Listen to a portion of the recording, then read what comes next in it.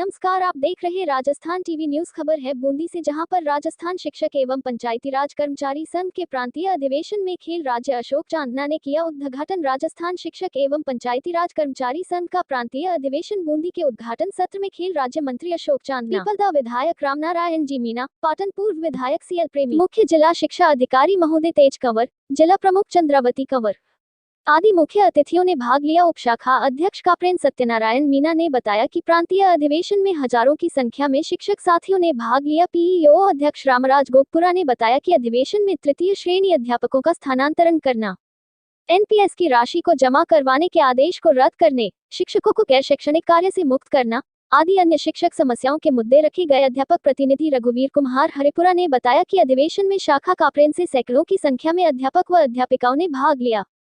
Fall PEO से दिनेश कुमार जैन, सोनू डोली, रामचरण मीणा, हेमराज मीणा, नंद किशोर मीणा, जितेंद्र रेगर, मोहनलाल वर्मा, गगन अधिकारी, चेतना बाई सहित कई शिक्षकों ने भाग लिया। इस अवसर पर जिला उपाध्यक्ष ब्रिजमोहन मीणा, संरक्षक सुरेश कुमार मीणा, ओम प्रकाश मीणा, मस्तराम जी, रामरतन जी, प्रमोद कलाल, त्रिलोकचंद प्रजापत, महिला मंत्री हेमलता मेहरा, ममता मेहता, मासी मेघवाल, सरिता, मधुबाला, सुशीला, शिमला, कृष्णा, विमला सामरिया, ममता शर्मा, नेहा मीणा, विकास, राम प्रकाश जी, रामकल्याण जी, अजय गौतम, राधेश्याम जी, सीताराम जी, अब्दुल वहीद अंसारी, मुस्ताक अली अंसारी आदि संगठन के कार्यकर्ता व सदस्य मौजूद रहे। राजस्थान शिक्षक एवं पंचायती राज कर्मचारी संघ के प्रांतीय अधिवेशन के आयोजन की जिम्मेदारी बूंदी जिले को मिली। शब्दों के साथ इस मंच पर आमंत्रित कर रही हूँ माननीय श्रीमान अशोक जी चांदना साहब, खेल व युवा मामले मंत्री स्वतंत्र प्रभार को अपने उद्बोधन के लिए इस मंच पर आमंत्रित कर रही हूँ। आदरणीय अशोक जी चांदना साहब।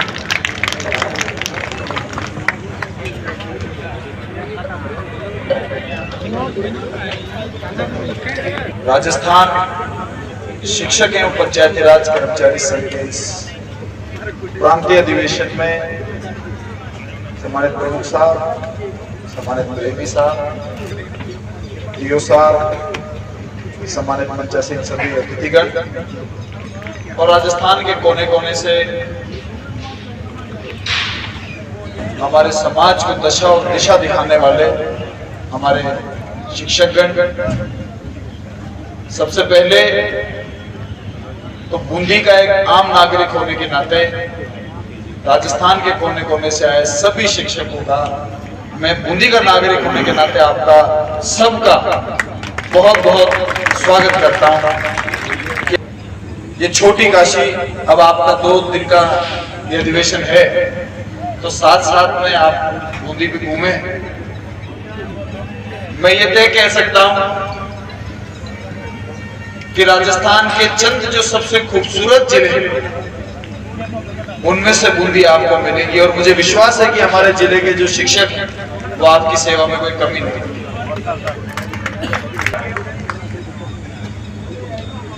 प्रमुख साहब ने भी बताया, और इसमें तो कोई दोहरा ही नहीं है कि देश और समाज को सही दिशा अगर कोई दे सकता है इस दुनिया में, तो समाज का शिक्षक ही दे सकता है। मेरे जीवन में मुझे जैसी शिक्षा मिली, चाहे वो स्कूल लेवल की हो, चाहे वो कॉलेज लेवल की हो, मैं समझता हूं कि मेरे माता पिता के बाद में अगर मेरी कामयाबी का सबसे बड़ा श्रेय मैं दूंगा तो उन गुरुओं को दूंगा जिनके हाथों के नीचे से हम निकलते निकलते बिटे भी सही और बड़े भी सही, सीखे भी सही।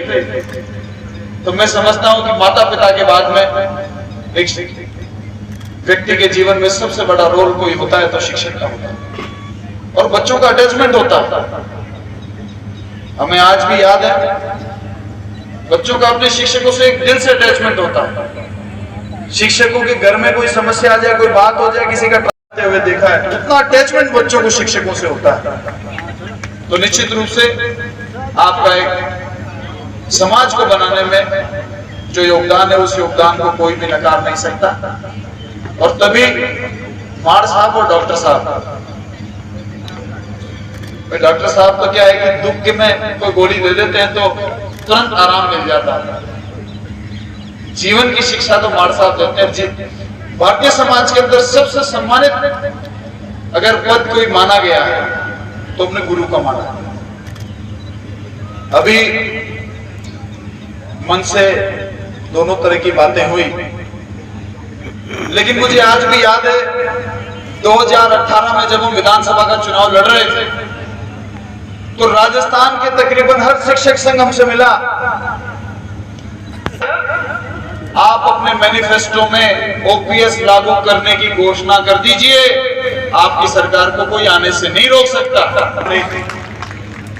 और ये समस्या केवल राजस्थान की नहीं, पूरे देश के कर्मचारियों और अधिकारियों की है। और मुझे गर्व होता है कैबिनेट के मंत्री हैं जिस कैबिनेट के मुखिया माननीय मुख्यमंत्री जी ने ओल्ड पेंशन सिस्टम लागू करने का हौसला दिखाया।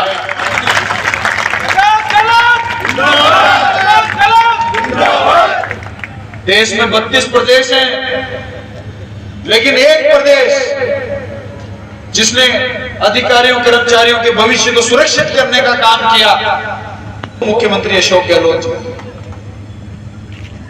और अब तो और प्रदेशों के ऊपर भी दबाव आने लग गया है, देश के प्रधानमंत्री जी के ऊपर भी दबाव आने लग गया है कि ओल्ड पेंशन सिस्टम लागू की जाए, वरना आने वाले समय में परिस्थितियां ठीक नहीं रहेंगी।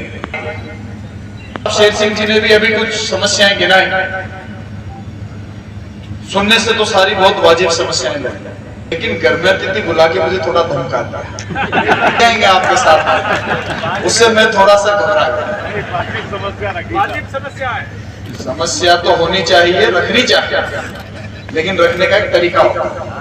अपने घर में अतिथि आता है उसको कभी धमकाया आपके घर में आया सर, आपका घर नहीं, यह मैं आपके कार्यक्रम में मुझे बुलाया गया। लड़ाई तो सड़क पे लड़ी जाती है, हम भी राजनीति में विरोध कर करके आगे बढ़े। मुझे तो लगता है मान साहब को कोई चुनाव लड़ लेना चाहिए। नहीं, बिल्कुल परफेक्ट है वो, टीचर तो हैं ही बहुत अच्छे, लेकिन मुझे लगता है कोई दिन ये चुनाव भी लड़ेंगे, अच्छी स्पीच देते, क्योंकि मैं समझता हूं कि नेताओं को दो चीजों का ध्यान रखना चाहिए। बोलना वो चाहिए जो सब सुनना चाहते हैं, वो इन्होंने कर दिया। तो करना वो चाहिए जो होना चाहिए। बोलो वो जो सुनना चाहता, करो वो जो होना चाहिए, जो वाकई में होना चाहिए। लेकिन निश्चित रूप से उन्होंने कुछ बड़े ही इंपॉर्टेंट पॉइंट उठाए, और वो इंपॉर्टेंट पॉइंट मैंने नोट किए हैं। वाकई में बहुत सारे हमारे थर्ड ग्रेड के शिक्षक हैं जो परेशान हैं, और उनके दुख को देख के हम भी परेशान हैं। को प्यार देते हैं, मान सम्मान देते हैं, आशीर्वाद देते हैं, फिर अगर हम उनकी मदद नहीं कर पाए तो क्या फायदा। मेरी बुआ का बेटा भी थर्ड ग्रेड पीटीआई, वो चित्तौड़ में है, तो मेरी बुआ जी शादी में मिल गई, बोला बेटा तुम मंत्री बने, खाई को मंत्री बने। वो मैं और अर्जुन बचपन से साथ में खेलते खेलते 2-3 साल के थे, ऐसे बड़े हुए, और मैं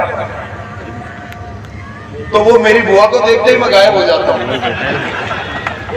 क्योंकि उनको ये पता नहीं है कि उनको तो लगता है कि मंत्री है कुछ भी कर सकता है।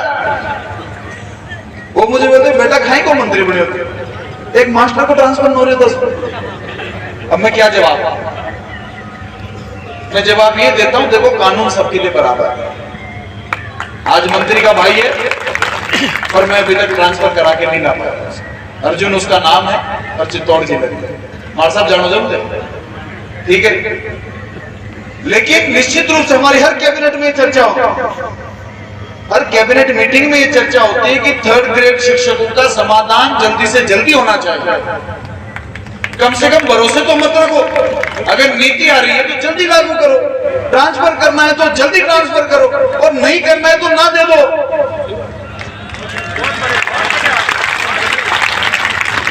लेकिन क्लैरिटी होनी चाहिए। हमारी हर कैबिनेट में चर्चा होती है कि जो भी आपकी पॉलिसी है, मैं शिक्षा मंत्री तो नहीं, मैं तो मेरे जो विभाग हैं उनका जिम्मेदार व्यक्ति हूं। लेकिन मुझे खुशी है कि डोटासरा जी जैसे और बीडी कल्ला जी जैसे बहुत ही ठंडे पेटे के समझदार लोग हमारे समय में शिक्षा मंत्री बने। अब मुझे पेचीदगी तो ध्यान नहीं है, हम तो शेर सिंह जी की तरह जाके बैठ जाते हैं सीधा ही। हमारे को तो क्या है कि जिस विभाग का मैं मंत्री नहीं हूं तो मुझे उसकी बारीकियां तो पता नहीं है। क्यों नहीं करेंगे? यदि कोई तकलीफ नहीं होगी तो हम भी ऐसे ही जाके सीधा पहाड़ में सिर मार देते हैं कि कुछ भी हो आप तो फैसला करो, या तो नीति लागू कर दो या तो ट्रांसफर कर दो, नहीं तो ना दे दो। कम से कम भरोसे तो नहीं रहे, फिर अपना अपना रास्ता देखे, कोई व्यवस्था देखे और अपनी अपनी तकलीफों के अनुसार वो अपना काम करे। लेकिन कि कैबिनेट के हर मंत्री को, माननीय मुख्यमंत्री जी को और माननीय शिक्षा मंत्री जी को इस पीड़ा का पता भी है और दर्द भी है, और इसका समाधान इस प्रकार से निकालना चाहते हैं ताकि कोई विवाद भी नहीं हो, किसी का शोषण भी नहीं हो और किसी के साथ गलत बात भी नहीं हो, न्याय हो तो सबके साथ। ऐसा बहुत बड़ी संख्या है। ऑनलाइन आवेदन मांगे तो 90,000 से ऊपर आवेदन आ गए कि न्यायिक व्यवस्था बिठाने के लिए उसमें बहुत ज्यादा विचार विमर्श हो जाता है। ऑफिसर होंगे, वो एक ब्लॉक की एजुकेशन की परिस्थिति आप लोग देखते होंगे, तो आप तो केवल एक ब्लॉक एजुकेशन ऑफिसर के नाते भी अपने काम को आकलन कर दो कि कितने विवाद होते हैं, कितनी बात होती है, बिना बात के कितने लोग नाराज होते हैं, और जिसका काम कर दिया उसका 10 काम के बाद एक नहीं करो तो वो कैसे नाराज होकर भागता है। तो आप लोग, ऐसा नहीं है कि आप लोग उन सब परिस्थितियों से नहीं गुजरते होंगे जिनसे एक नेता गुजरता हो, आप सब लोग गुजरते हैं।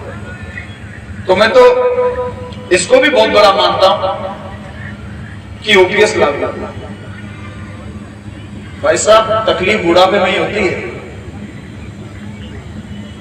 जब आपका शरीर ढंग से काम करे, दिमाग सही काम करे, आप में पूरी ऊर्जा हो, तो सारे लोग तो सरकारी कर्मचारी नहीं बनते, बाकी वो भी तो अपना काम चलाते ही हैं। तकलीफ तो बुढ़ापे में होती है। अशोक गहलोत जी ने तो बुढ़ापे का काम कर दिया, ये बहुत बड़ी बात है।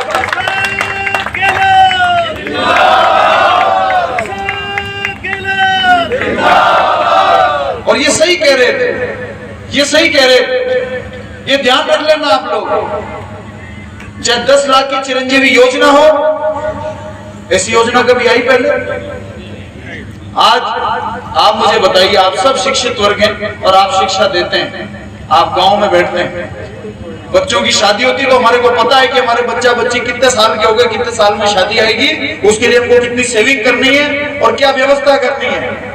लेकिन जिस दिन घर में बीमारी घुसती है वो बिना बताए आती है, उसकी कोई तैयारी नहीं होती है, और कई लोगों की सारी जिंदगी सेविंग बीमारियों में खत्म हो जाती थी। कई लोगों का घर बिक जाता था, कई की दुकान बिक जाती थी, कईयों का खेत, कईयों का प्लॉट बिक जाता था।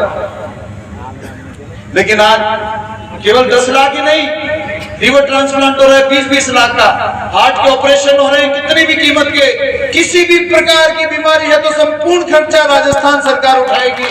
ऐसा मॉडल प्रदेश राजस्थान तो क्या पूरे देश में कोई प्रदेश नहीं। अब मानो तो काम है, और ये आप लोग ध्यान रखना, इसी देश में जीना है हम सबको। काम करने वालों को वोट दोगे और दिलाओगे तो काम होते जाएंगे, और विवाद करने वालों को वोट दोगे और दिलाओगे तो विवाद ही होते जाएंगे।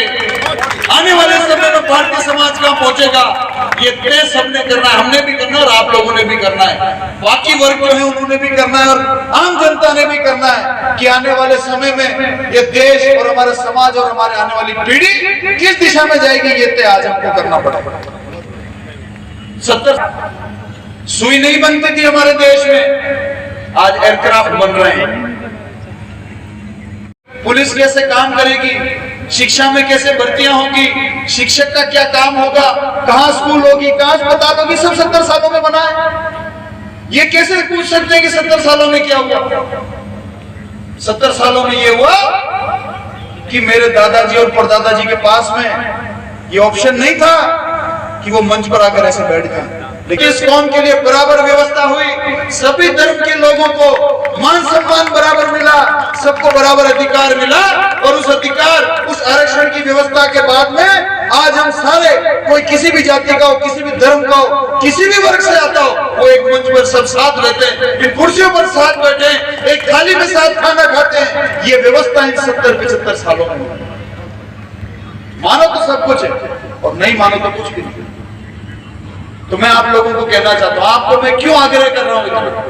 मैं इसलिए आग्रह कर रहा हूं क्योंकि आजकल देश के अंदर एक व्यवस्था बन गई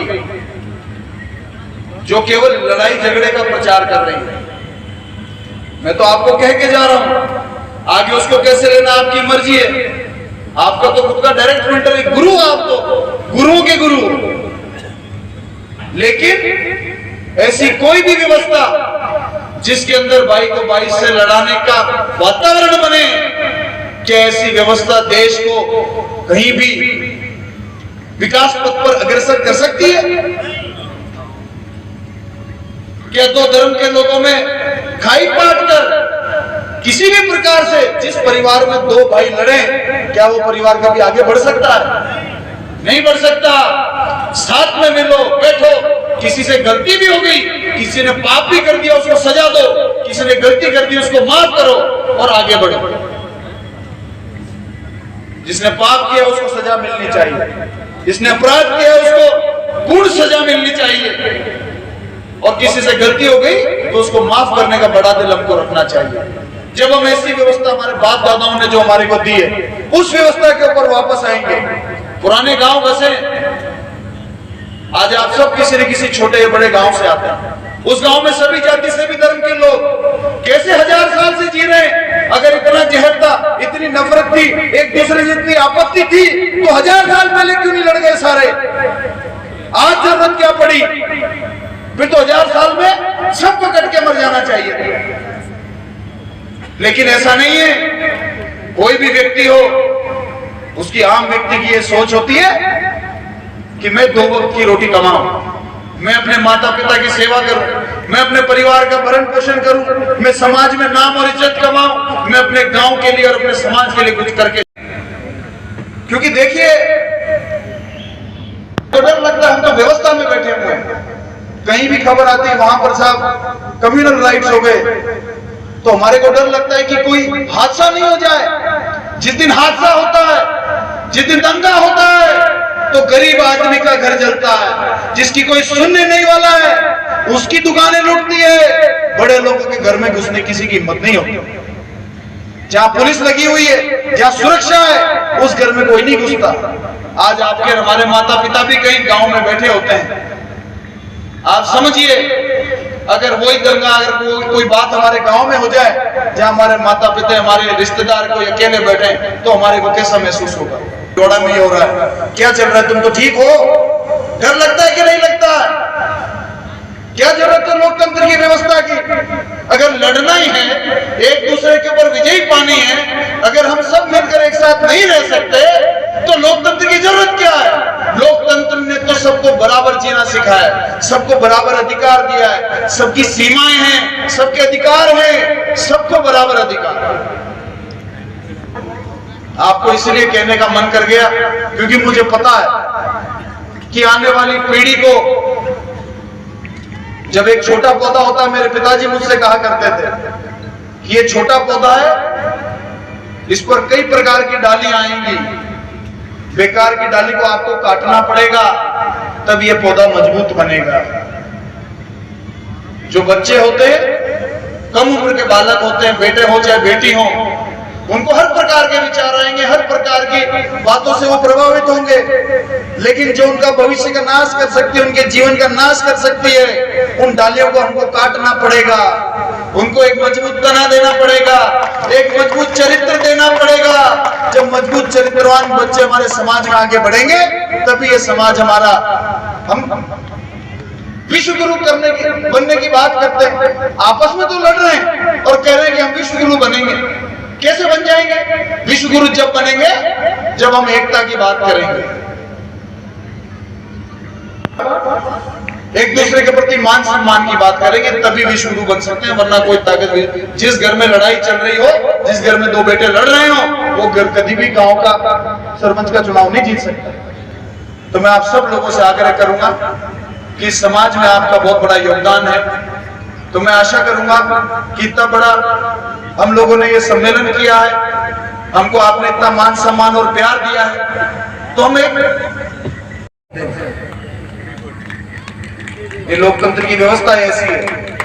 लेकिन कम से कम हम एक कसम तो खा सकते हैं कि हम हर दिन समाज को जोड़ने का काम करेंगे, हर दिन भाईचारे को बढ़ावा देने का काम करेंगे, नफरत को मिटाने का काम करेंगे।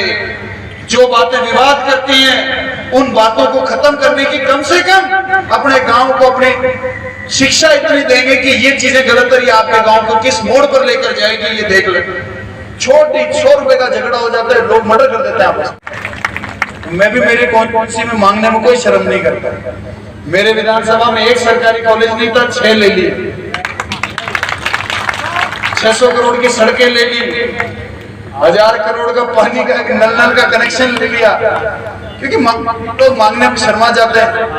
हम हर बार मांगते हुए यही कहते हैं साहब मांगते हुए शर्म तो आ रही है, पर क्या करें, दे दो, ये भी ले हमारे क्षेत्र के लोगों के काम आए। तो मैं आप सब लोग एक बार पुनः मैं आपका बूंदी की इस छोटी काशी में आपका बहुत बहुत स्वागत सम्मान, और कोशिश करेंगे हम सब हमारे शिक्षकों की तरफ से भी यदि कोई हमारे प्रदेश के प्रदेश इतना शानदार सम्मेलन राजस्थान के जो राजस्थान शिक्षक पंचायती राज कर्मचारी संघ है, इन्होंने इतना शानदार 2 दिन का अधिवेशन रखा है। मैं आया, बड़ा अच्छा लगा और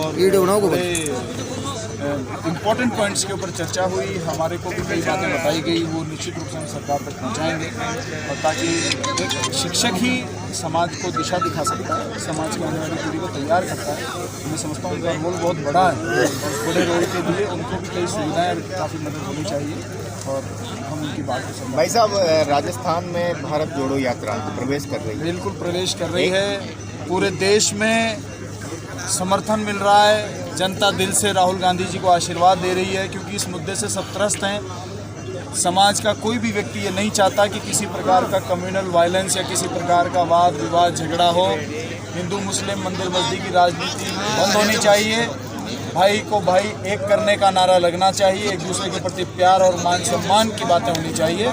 इसको लेकर देश में बेरोजगारी का मुद्दा है, देश में महंगाई का मुद्दा है, इन सब मुद्दों को लेकर राहुल जी सड़क पर निकले और उन्हें अनंत समर्थन। भाई साहब, एक बार फिर से मुख्यमंत्री जी का और पूर्व उप मुख्यमंत्री जी पायलट जी का विवाद फिर से सामने आ रहा है। वो नए उगे हुए पौधे पे हाथी का पैर पड़ जाएगा ना, इतना अंदर चला जाएगा, वापस उग नहीं पाएगा। ठीक है, इसलिए हाथी से बच के